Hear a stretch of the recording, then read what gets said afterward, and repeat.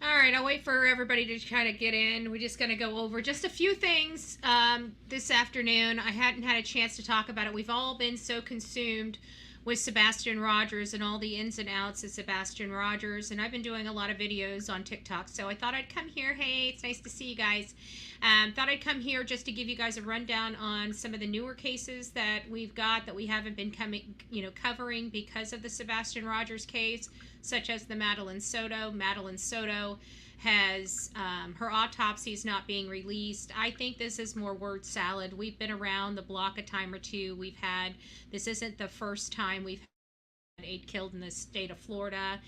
Those things are typically released because they're going to be part of the trial record. If it was an accident or something like that, that's one thing. But this is going to be in a trial record. It's going to be in a trial transcript. There's no privacy that's going to be had from this.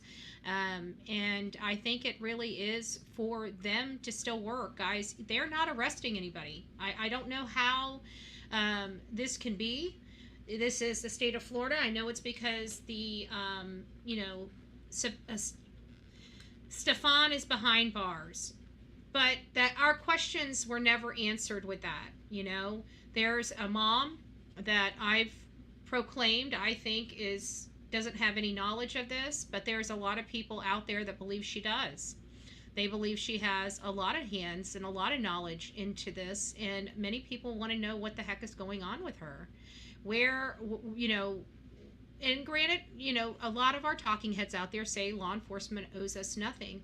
While in part I agree with them, there's a part of me that says when there's public interest, this level of public interest, I think they need to be more forthcoming and more transparent. So I'm kind of upset that we don't understand how this young girl lost her life after all of this, especially knowing what kind of abuse she had to undergo at the hands of her mother's boyfriend. And I think it's wholly unfair that they keep giving us word salad. They keep pushing the ball down the road. I understand that we have due process and they're going to want to do all of this, but you know what? At the end of the day, this young girl needs justice. And I can't imagine after all this time, they have nothing they can charge Stefan with related to Madeline Soto. And if her mother had a hand in it, why is her mother still being able to be free? Now, again, like I said, I want to put the disclaimer, I don't believe her mother knows. I really don't. That's just my personal opinion. I think she kept it from her. I think Stefan had threatened this young girl for whatever reason. It's just how I feel. Will that change? I don't know. We don't have any new information. We have had no new information. As a matter of fact, the only new information that we have, and I pulled this up earlier, hold on.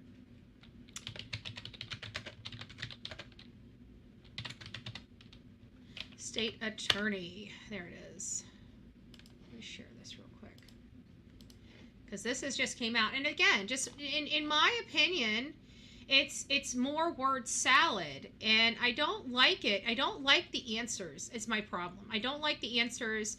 I know this is not their first rodeo, but it's just really disheartening for me to see that Madeline Soto still hasn't had justice or anybody arrested. On the Madeline Soto case, I know when we spoke with Kissimmee Police at their last news conference, they said they're still waiting on medical examiner's report. Can you guys hear that? Do you have an update on that? How she was killed, where she was killed, and the timeline of murder charges? So we are working still closely with our justice partners and the Kissimmee Police Department to gather all the information that we can. And so if we are able to, we will present that case and you'll have an update when we're able to speak about it. But no update on releasing any information about how she was killed? Yeah, so that's all good things that have to stay within the investigation. Is open and ongoing. And so the integrity of our cases depend on that information not being readily available, because the last thing we need is all when we saw with cases where you have to go out and find jurors from different jurisdictions. You have to bring in jurors to try a case because the case had become so well known to the people in the community that we can't present a fair trial. So we want to be able to present a fair trial. We want that case to be tried by the people of our circuit and the people of our circuit to determine what's the best result for that case. One follow-up, is that a concern right now? I know when I spoke with experts, they said because of the high-profile nature of this case, it may have to be moved. Yeah, so that's exactly. I just want to say that 90% of all cases that are this well known do have a change of venue. There's enough case law that supports it, and the fact that it is a well-known case, that you have to assume that there is a partial jury pool issue here. And not only that, but at the end of the day, no matter whether there is or is not, the defense is going to still argue that there is. Let's see what you guys got going on here. By the way, good evening, everyone. Good evening. I hope you guys are doing well. There's going to actually be, it's kind of funny because I think a video will be dropping in about 45 minutes. It was from this morning. I remember when I was on my live this morning, I said, wait a couple hours, I'll have a video dropped. Well, I didn't have a video dropped, and I didn't realize it didn't drop until after I already recorded my afternoon one. So I figured, yeah, I went ahead and dropped my afternoon one first, and then I'll be dropping the morning one. It's already produced. It's got to get dropped. Okay. So just know that your 7 o'clock is going to be your 7 a.m. Oh, I just seen Kansas in a storm. Oh yeah. And I wanted to go over that. I wanted to just show you what was going on in the Madeline Soto case. It just, I don't know what case he's talking about, though. I don't know if they're talking about the photography, because he's got those videos. He's got like 60 charges on him, like 400 images of this young girl. And it's really disgusting and it's sad. But everybody's still wanting to know what happened to Maddie. She's a young girl. We all fought really hard to find her. We were heartbroken when we found out what the ending was. And now we're finding out from law enforcement they're not making any arrests. It's been, a significant amount of time. They found her March 1st. So it's been 31, 32, 33, 30, 33 days since she was found. And there's no charges. They're saying they're not going to be releasing her autopsy because, she's a minor and it's a domestic thing. And I don't, that's when I realized, because I live here in Florida, so I see all the other cases, and I know that those autopsies have been released. And so if those autopsies had been released in a similar circumstances, why can't this one? The only difference is in this one is the person hasn't been arrested yet. And if the person isn't arrested yet, then there's no crime for that autopsy. Does that make sense? Because the autopsy, what makes it public is the fact that there's going to be a trial, and that's going to be public record in the trial anyway, so it's going to be hard to say it's private. But I don't know how they handle this. I mean, we're going to learn about what happens to Maddie, slow but surely, but I just don't understand why they're not charging. I guess is really the only thing that I just don't understand about that. Oh, let me just read this article for you so you guys are well versed on exactly what is going on before we move on, and then we'll move on. It just says, the autopsy report for Madeline Soto cannot be released due to the state statute deeming confidential, according to the 9th District 9 medical examiner. I don't know about the state statute. I know that they do have a state statute for minors. That I do know. But this is a different situation. In a letter dated Thursday, the medical examiner's office told News 6 that Soto's autopsy report could not be shared due to Florida statute 406.1352B, which states an autopsy report from a minor whose death was related to an act of domestic violence is exempt from becoming public record.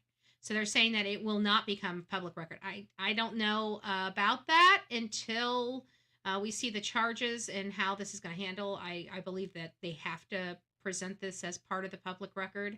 The statute adds only a surviving parent of the deceased minor child may view and copy the autopsy report if the surviving parent did not commit the act of domestic violence which led to the minor's death.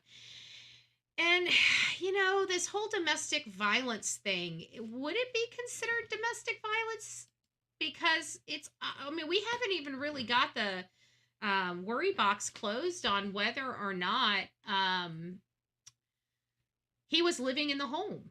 Remember that? Nobody can tell us whether he was staying in the home, because according to her grandmother, Nobody knows why he came over that weekend. You know what I'm saying? So I don't know. It seems ultra sus to me. I don't know why they are withholding so much information about this case. I mean, I understand they have the integrity of the case. I get that. But why no arrest? Why is there still no arrest in this case? You would think that at this point, they've got a lot of forensics findings back. They obviously have her autopsy back. They obviously have the, any type of, urinalysis, drug analysis, toxicology type of reports. They should have a very good understanding at this moment of exactly what happened and how it transpired. So again, not understanding why no charges and not understanding why we haven't had a press conference to kind of just explain a little bit about the case so our worry box is closed. But I think what it is many people have moved on from this case. We're watching it, we're monitoring it, but I think with like Sebastian Rogers and the other cases that are out there, like these two women that we're about to start on now, have really been taking the forefront. But we still don't want to forget Madeline. We still don't, that's her right, wrong way, right there, Madeline Soto, she's right here. And it's sad. I think because of the nature of the charges against Stefan Stearns, I think we're just very curious as to what truly happened to her. For whatever reason it is for anybody else, I'd like to know what truly happened to her. I want to know how bad it is.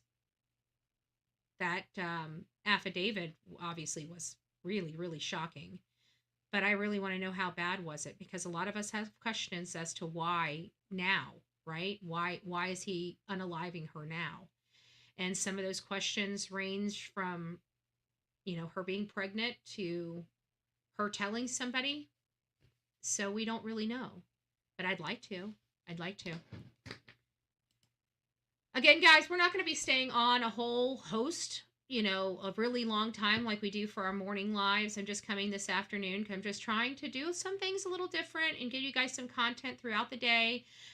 We have information rolling in literally all day, every day on a multitude of cases. New cases are coming in. I've had 2 people send me some stuff to present. I don't really have those to present right now, but I can't really take on any new cases, but I can advocate for them. So I can put somebody up on the screen before we dive into the cases that we've got covered.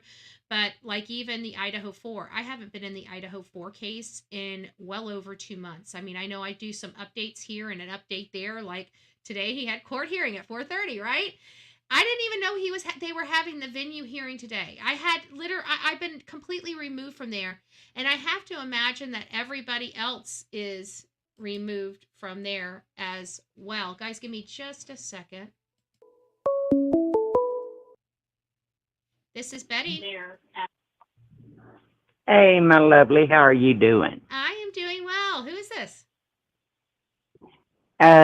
Brenda. I'm from Wisconsin. Oh, hey, Brenda. How are you doing, Miss Brenda from Wisconsin? This is Bullhorn Betty. You're calling the Bullhorn Betty Show. No. I'm waiting for you to get your homework and go to Tennessee. I know. I'm really upset. That boy needs to be found. I talked to my mechanic today. My part's still not in. Tomorrow, my car would have been at the mechanics for a month. I've been without a car for a solid month. I am starting to get anxious. I'm starting to get rambunctious. I'm starting to get frustrated. I'm going through a whole host of emotions, and probably why I'm doing so much content over the last few. I tell you what, if I lived right next door to you, I'd say, Betty, take my car and go to Tennessee. I know. I would. That boy needs to be found. Honestly, Betty, I don't think he's gone, honey. I really don't. Yeah. I'm praying he's not. I honestly think, look at that Chris. Mm-hmm. The ENIAC. He got to be in control of everything, including Seth. Yeah. I honestly think they've got that baby hid somewhere. Or them dogs would have hid on that boy at that house.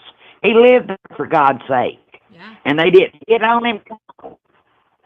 Either them dogs were not trained, or that boy wasn't there. One or two. There is no.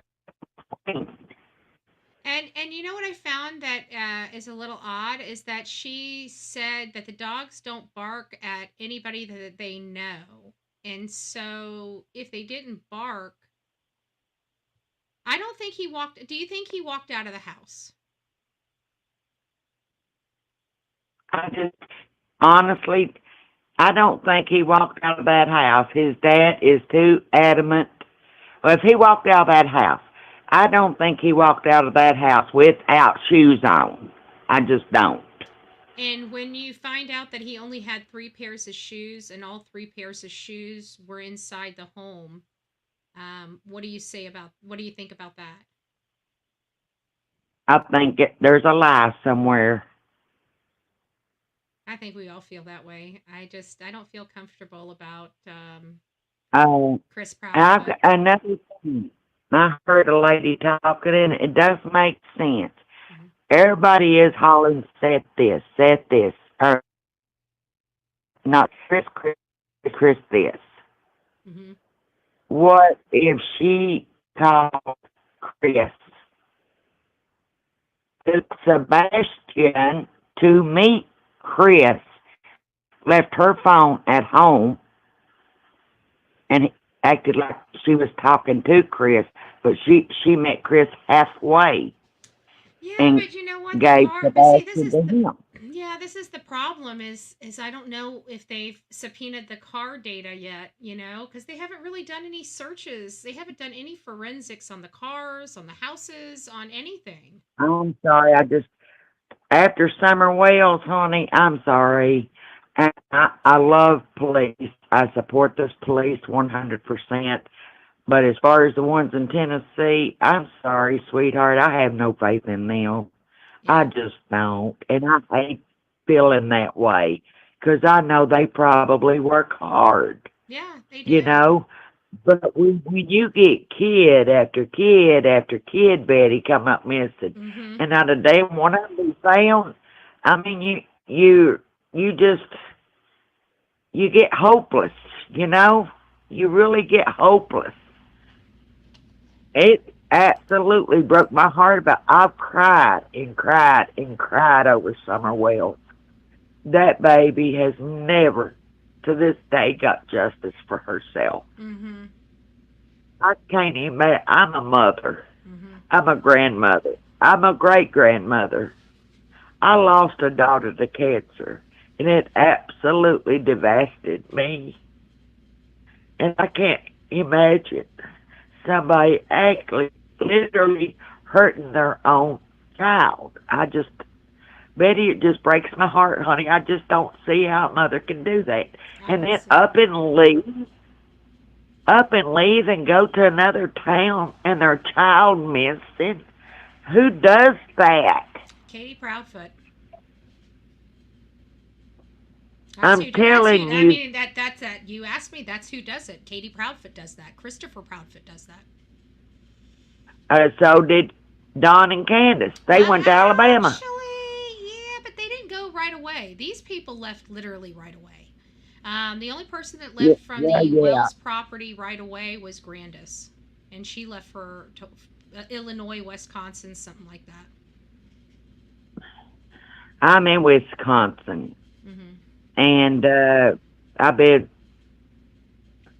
watching that little Elijah's case, and that it's broke my heart. Mm-hmm. If I'm out now, I was at a drop point. I'm in Fond du Lac, and if you remember, Fond du Lac was mentioned in little Elijah's case. Yeah. And going to the store, whatever I'm doing, I'm looking on the side of the road to see if I see any bags, anything like that. I'm disabled. I can't get out and walk. Yeah. But I can't open my eyes and look. But I honestly, where that man lived, honey, he's about a little over 2 hours from me. I can't go there. I can't go there and look. I wish I could. I wish I was able, like you, to go and do, Yeah. because I would do it. But you know what I'm you just can not do able. instead? You can always share his face. You can share his flyer. You know, everybody, even when you can't, like you're immobile, even when you're immobile, there is things that every single person can do. Oh, I to share his activate. face. I share his face on Facebook all Yeah. the time. And All the time. thank you. And I was at a store the other day, and I was asking people, have you heard about Elijah Blue? Now, this one guy had little feller, his son's about the same age of Elijah, sitting in his car, cute as a button. I said, he so reminds me of Elijah. He said, I said, that little baby it's missing. He said, I never heard about it. So I told him about it. Yeah. And I said, he's missing, and they don't think he's alive. I said, they've got the mom and the man that she left her son with in jail in Milwaukee. And I said, but please, sir, if you can, think of your son when you think of Elijah. Spread the word out about that poor baby, because he needs prayers. He needs help. I agree. He says, I sure will, ma'am. Just word of mouth. You can just do what you can do, you know? Well, Brenda, I appreciate your perspective.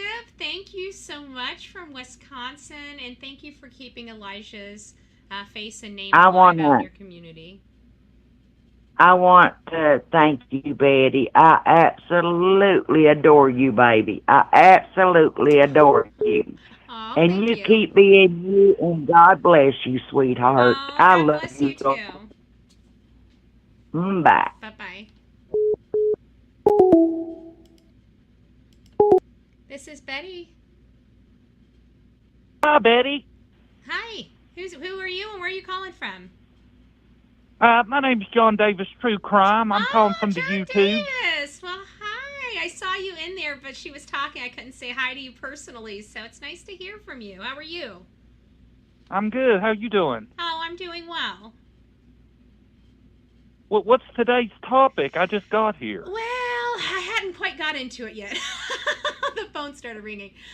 So we're going to be going over Madeline Soto, but we just went over there. You know, there's not a whole lot to see there. And then we got the two ladies from Kansas, and I was going to show everybody the new Facebook page and just go over some information about the beautiful ladies over in Kansas and Oklahoma that has some foul play associated with it.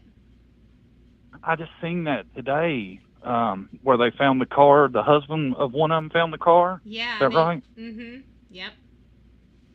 Yeah, it's weird stuff.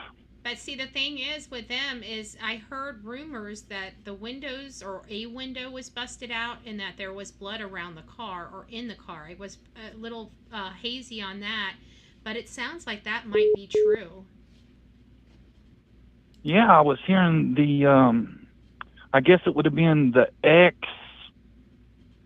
of one of the ladies who they were going to pick up the kids was struggling, and he was getting ready to go into rehab or something. Did you hear that? He's in rehab. According to his grandmother, he's been in rehab since March 22nd.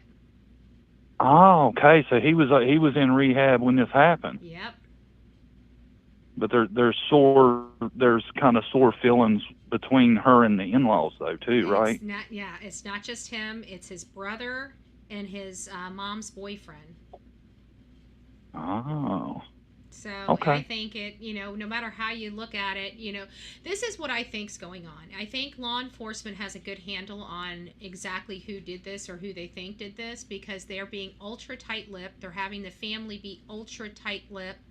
And they're not asking for the public's help. They're not asking for really anything, and actually just lifted the school lockdowns because they don't believe that there's any danger to the immediate public, that it was a targeted whatever it was. Right. Okay, well, I'll let you get at it. I just want to call and say hi. Well, I don't want to hold you up. I'm glad you did. It's nice to hear you. Okay, we'll see you later. Take care. Bye-bye. Bye. Oh, that was sweet. John Davis stopped by. John Davis, True Crime. Go check him out. I've heard about him for a really long time. We've been kind of bouncing between channels for several years now. Several years. So go hit him up. What else do we have? I don't really have a whole lot to really go over when it comes to the girls. I lost my... Oh, there we are. This is Betty. Yes, Betty. How come you can hear your callers, barely hear you? I'm sorry? You can barely hear you, but you can hear your callers. Oh, I have literally no earthly idea. I've been having audio issues for some time. I don't know if you can hear me. I can't hear on that end. Surprised your chat people don't tell you, but maybe that's because you created a silo. Oh, okay. Is there anything that you have to contribute to the case that we're covering? No, I just Okay. wanted to say that you can barely hear you. You created a silo. Okay, Thank well, you. God bless. Take care.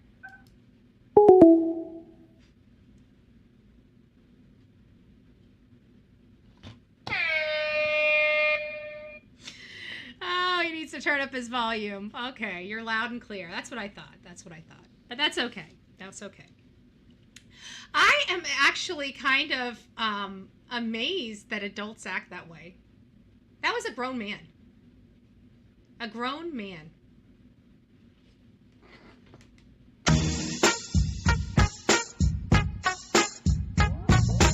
Oh, I'm sorry. That wasn't professional. That wasn't professional at all. I shouldn't have done that. I really shouldn't have done that. It's so unprofessional of me, you know. Bullhorn Betty's got to change her reputation. You know, she's not that professional anymore. I don't know what.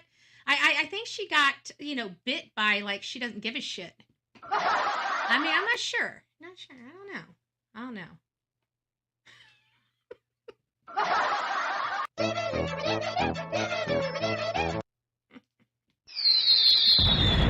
All right, let's pack it up and go on home now. I'm just joking. I'm glad he had a little fun. He got attention. Now they can go back and clip that and say, oh my God, I talked to Betty. Yay! I waited all day to speak to her. I got to speak to her. Yay! All right, let me get my professional butt back into professionality, shall we? We wouldn't want to offend all those Karens out there. Or what do they call them, Chads? Is that a Chad? Did we have our first Chad? Did we? I heard that they're called Chads. Is that what the name is? Did we get our first Chad? I think we did. I think we got our first Chad. If you guys don't know, this is Veronica Butler and Jilian Kelley. This is the sad story of, well, we don't know what happened to them. We don't even know where it happened. They were coming from from Kansas to Oklahoma to pick up children to take them to a birthday party. The blonde, she's a preacher's wife, and she was going to supervise this visitation. And Veronica, the one with the reddish dark hair, she was the one that's the mother to these kids. Now, while I don't want to speculate as to why she didn't have her children and why they were going through the custody dispute, I have to imagine that there were some issues going on in the home. And that's why Wrangler, her ex, the children's father, was in rehab. There was obviously some things going on behind the scenes. So at any rate, when I heard of this story, we wanted to do something. We didn't know what, but we wanted to help and try to get some information for these girls because this case was kind of taking a life of its own. We didn't know what happened. We didn't know what state it happened in. And we just wanted to try to start funneling as much information to law enforcement and bringing awareness to their case as quickly as possible. This is a new Facebook group. It's called Finding Veronica Butler and Jilian Kelley Discussion Group. This is an open group that we have for the discussion of these girls. If this is something, if these discussions are going to offend people, if you are family or friends and you are a little sensitive, this might not be the best place for you to be, because I do see that there are some tensions in the group here and there, people talking about and debating their issues related to the case, whether they know the person or don't know the person. It seems like some of the people are coming out for the father's half of the side of the family. And so if you're in the chat group, please be respectful to one another. We just try to make sure that everybody has the ability to learn about the case, talk about the case, investigate the case, and have places where they can go for resources. So if you guys would like to come over to the Facebook group, please consider coming over, learning about these two beautiful ladies. This is one of those things where, from the beginning, it just sits in my soul when I look at these cases. I always hope that they'll have a positive outcome, but it's fairly quickly that you learn that that may not be the case. And this is one that we learned very early on, that that may not be the case, but we want to hold out hope because the ladies have not been found. But with the broken windows and the potential of having some blood at the scene, it's very concerning and very alarming. So that's really all I have. I just wanted to promote that Facebook channel and just give you guys an update. And here, I'll just read this USA Today articles for those that aren't familiar with this particular case. And it says, investigators suspect foul play in the disappearance of two women who were traveling to pick up children in Oklahoma over the weekend. The Oklahoma State Bureau of Investigation said the investigators believe there was evidence to indicate foul play based on information obtained from a search of the car Veronica Butler, 27, and Jilian Kelley, 39, were last seen in. We're still searching for these victims, and there are still no arrests at this time, OSBI said in a post on X, formerly Twitter. OSBI spokesman Hunter McKay told USA Today that the investigation is ongoing. No additional information is available, and as of Thursday morning, in a statement to Fox News Digital, McKee said the women are believed to be in danger since no one has heard from them in days, and their vehicle was last seen in very rural area of the state as well. And that really is about all we have on these girls. Again, the family's not really talking to media. Law enforcement's not really giving media any information about this case. I'm not getting any information about this case.